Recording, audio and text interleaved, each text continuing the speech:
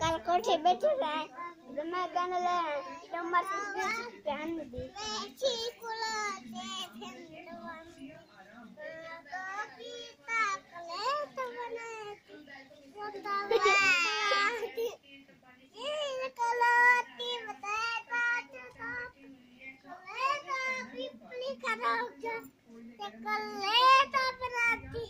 जुमार मार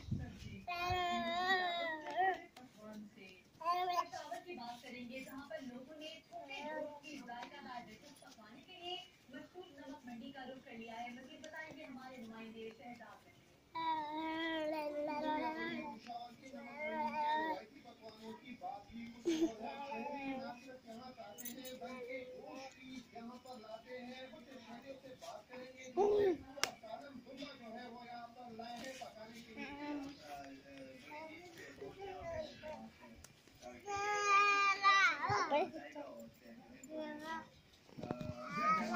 जुमार मार